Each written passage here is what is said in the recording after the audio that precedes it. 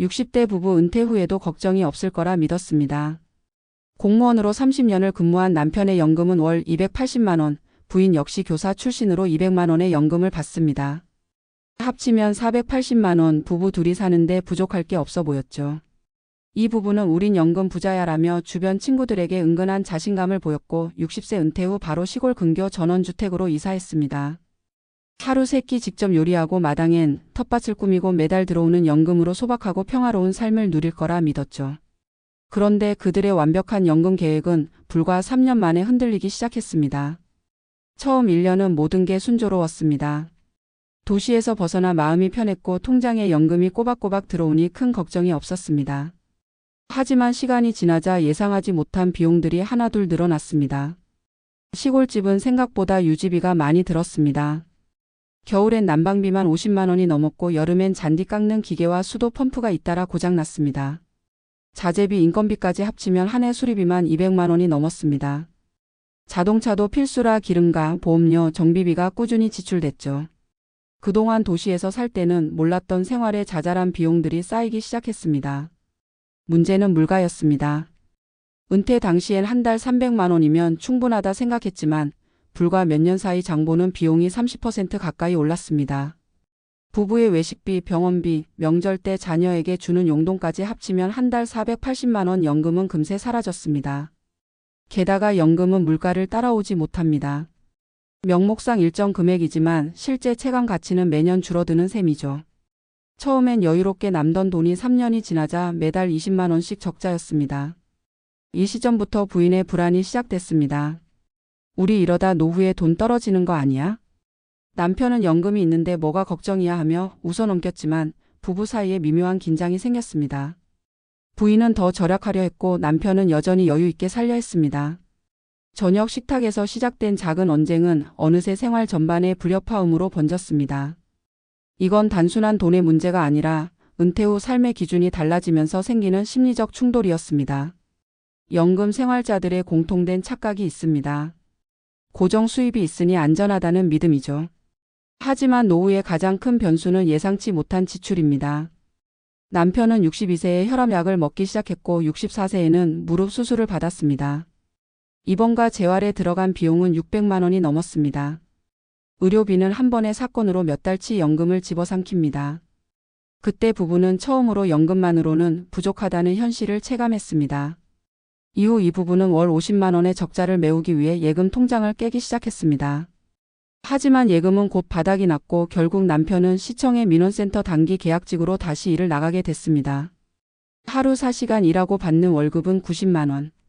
그 돈이 들어오자 생활은 다시 숨통이 트였지만 남편의 얼굴엔 피로가 짙게 묻었습니다. 내가 이렇게까지 해야 하나. 자존심이 상했지만 그는 스스로를 다독였습니다. 그래도 다시 사회랑 연결돼 있다는 게 다행이지. 심리 전문가들은 이런 사례를 은퇴 후 현실 충격 증후군이라고 부릅니다. 경제적 안정만으로 마음의 안정을 보장할 수 없다는 뜻이죠. 일에서 손을 놓고 사회적 역할이 사라지면 사람은 생각보다 빨리 무너집니다. 연금이 들어와도 마음속 불안은 사라지지 않습니다. 돈이 있어도 내일이 불안한 이유는 더 이상 자신이 통제할 수 있는 게 없다고 느끼기 때문입니다. 이 부부는 결국 생활을 재조정했습니다. 큰 집을 팔고 도시 근처의 아파트로 이사했습니다. 교통비, 관리비, 난방비는 줄었지만 병원과 마트가 가까워 훨씬 효율적인 생활이 가능했습니다. 무엇보다 부부 사이의 대화가 늘었습니다. 이전에는 돈 아껴야 해 괜찮아 아직 있어로 싸웠다면 이제는 이번 달은 이렇게 써보자 병원비는 미리 대비하자처럼 현실적인 대화가 오갔습니다. 두 사람 모두 깨달았습니다. 은퇴 후의 진짜 안정은 돈의 크기가 아니라 계획의 유연함에서 나온다는 걸. 전문가들은 조언합니다. 연금이 있다고 끝이 아니다. 노후의 재정은 고정 수입보다 변동 지출 관리가 핵심이다. 의료비, 주거비, 가족 지원비 같은 변수는 반드시 여유 자금으로 대비해야 한다. 그리고 더 중요한 건 사회적 연결을 유지하는 일이다. 일을 하든 봉사를 하든 사람과 관계를 이어갈 때만 심리적 균형이 지켜진다. 3년 만에 무너졌던 이 부부의 연금 계획은 이제 다시 제자리를 찾아가고 있습니다. 남편은 주 3일 일하면서 돈을 버는 기쁨보다 내가 아직 누군가에게 필요하다는 보람을 느낍니다. 부인은 복지관에서 요가 봉사를 하며 새로운 친구들을 만났습니다. 두 사람은 말합니다. 연금은 우리를 지켜주는 울타리였지만 그 안에 가만히 있으면 결국 시든다. 움직여야 살아있고 나눠야 다시 채워진다. 마무리 멘트. 은퇴 후 안정은 돈의 문제가 아닙니다. 돈이 지켜주는 건 생활의 틀일 뿐 그 틀 안을 채우는 건 결국 사람의 마음입니다. 연금이 있어도 불안한 이유는 그 돈이 아니라 삶의 리듬을 잃었기 때문입니다. 오늘의 이야기가 누군가의 미래 계획을 다시 점검하는 계기가 되었으면 합니다. 완벽한 계획보다 중요한 건 변화를 감당할 수 있는 유연한 삶의 설계입니다. 은퇴 후 연금이 매달 들어오는데도 마음이 불안하다는 사람들이 많다. 그들은 계산상으로는 충분히 살 수 있다. 그러나 실제로는 시간이 지날수록 돈이 줄어드는 듯한 느낌을 받는다. 이번에 만난 60대 부부 역시 그랬다. 남편은 공무원 연금 280만 원, 아내는 교직 연금 200만 원, 합쳐서 매달 480만 원이 꼬박꼬박 들어왔다. 둘 다 건강했고 자녀들은 독립했으며 집도 있었으니 걱정이 없어 보였다. 그러나 불과 3년 만에 그들은 자신들의 계획이 얼마나 허술했는지 절감했다. 처음에는 도시를 떠나 전원주택으로 이사하는 게 꿈이었다. 매일 아침 새소리에 눈뜨고 텃밭에서 채소를 기르고 오후에는 차 한 잔 마시며 노년의 여유를 즐기는 삶. 그러나 그 평화로운 장면은 곧 현실적인 문제들로 뒤덮였다. 시골집은 생각보다 유지비가 컸다. 여름엔 잔디 깎는 기계가 고장나고 겨울엔 보일러가 자주 멈췄다. 수도관이 얼어붙은 날은 직접 공구를 들고 나서야 했고 수리비를 줄이려다 더 큰 고장이 나기도 했다. 농기구, 차량, 난방유, 보험, 자잘한 생활용품 등 예상치 못한 비용이 매달 늘어났다. 결국 480만 원의 연금은 넉넉하지 않았다. 그나마 처음에는 여유 자금으로 메웠지만 물가 상승이 그 여유를 삼켰다.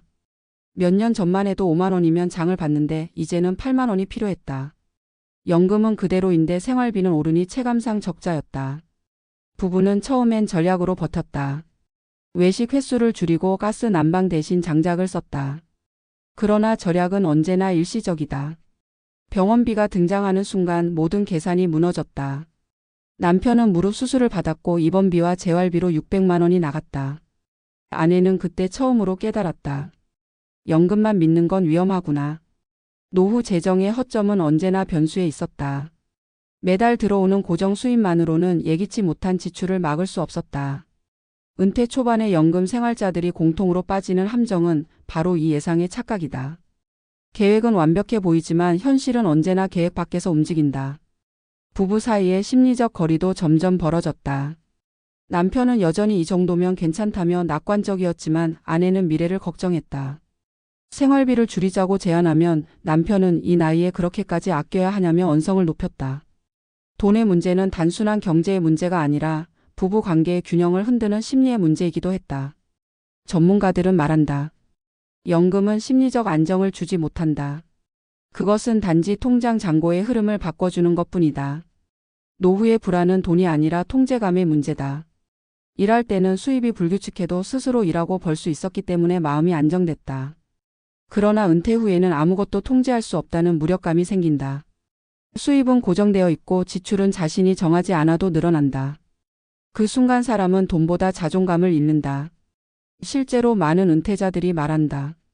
연금은 있는데 마음은 불안하다. 그 불안은 단순히 돈이 모자라서가 아니라 앞으로 어떤 일이 생겨도 스스로 해결할 능력이 없다는 두려움 때문이다. 이 부부도 마찬가지였다. 남편은 결국 시청의 민원센터에서 단기 계약직으로 일을 시작했다. 하루 4시간 주 3일 월 90만 원.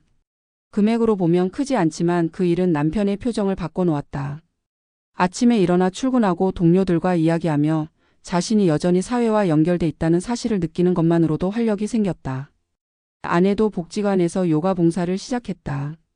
처음엔 무료 봉사라며 망설였지만 그곳에서 새로운 친구를 만나고 웃음을 되찾았다. 이 변화는 단순히 생활비 보충이 아니라 삶의 리듬을 되찾는 과정이었다. 결국 이 부부는 다시 도시 근처의 아파트로 이사했다. 전원주택의 낭만 대신 현실적인 효율을 선택했다. 병원과 마트가 가까워졌고 대중교통이 편리했다. 덕분에 생활비는 줄고 불필요한 에너지 낭비도 사라졌다. 무엇보다 안정감이 돌아왔다. 둘 다 깨달았다. 노후의 행복은 풍경이 아니라 지속 가능한 구조에서 온다는 것을. 노후 재정의 핵심은 금액이 아니라 구조다. 매달 고정 수입이 있더라도 지출이 가변적이면 결국 불안은 따라온다. 따라서 연금만으로는 완전한 안정이 불가능하다. 의료비, 주거비, 가족 지원비 같은 변수에 대비한 예비 자금이 반드시 필요하다. 전문가들은 최소 23년치 생활비를 별도로 확보해 두라고 조언한다. 그래야 예상치 못한 일이 닥쳐도 연금 체계를 무너뜨리지 않을 수 있다. 또 한 가지 중요한 것은 소득의 심리적 의미를 잊지 않는 것이다. 일을 하거나 봉사를 하거나 누군가와 연결되어 있다는 감각은 단순히 돈 이상의 가치를 제공한다. 사회적 관계는 노후의 정신적 면역력이다. 일은 단지 수입의 수단이 아니라 존재감을 유지하는 장치다. 결국 연금만으로는 삶을 지탱할 수 없다. 그것은 단지 뼈대일 뿐 살을 채우는 것은 인간의 관계와 의미 있는 시간이다. 은퇴 후의 삶은 단순한 생계의 계산표가 아니라 감정과 정체성의 재조립 과정이다. 60대 부부의 사례는 그 현실을 그대로 보여준다. 완벽해 보이던 연금 계획은 단 한 번의 병원비, 한 번의 수리비로 흔들렸다. 그러나 그들이 다시 일어나서 새로운 균형을 찾을 수 있었던 이유는 돈이 아니라 태도였다. 문제를 숨기지 않고 서로의 불안을 대화로 풀어냈고 변화에 맞춰 삶을 조정했다. 그것이 바로 지속 가능한 노후의 핵심이다. 노후 재정의 진짜 지혜는 얼마를 받느냐가 아니라 어떻게 쓰느냐에 있다. 고정된 수입 안에서도 유연하게 대응하고 불확실성을 인정하며 자신이 통제할 수 있는 부분을 찾아가는 것. 그 과정 속에서 사람은 비로소 다시 살아있음을 느낀다. 결국 은퇴 후의 진짜 안정은 통장 속 숫자가 아니라 변화 앞에서 무너지지 않는 마음에서 시작된다. 우리는 연금을 돈의 문제가 아닌 삶의 기술로 바라봐야 한다. 이 부부가 그랬던 것처럼 삶의 리듬을 잃지 않기 위해 다시 사회로 발을 내딛는 용기, 그게 바로 노년의 회복력이다. 완벽한 계획은 세상이 흔들면 무너진다. 하지만 유연한 마음은 어떤 변화에도 다시 중심을 잡는다. 노후의 진짜 안전망은 제도가 아니라 삶을 다시 설계하려는 의지다. 연금은 버팀목일 뿐 그 위에 세워야 할 것은 스스로의 삶의 구조다. 그것을 놓치지 않는다면 어떤 위기 앞에서도 다시 일어설 수 있다. 그리고 그게 바로 은퇴 후에도 무너지지 않는 사람들의 공통된 비밀이다.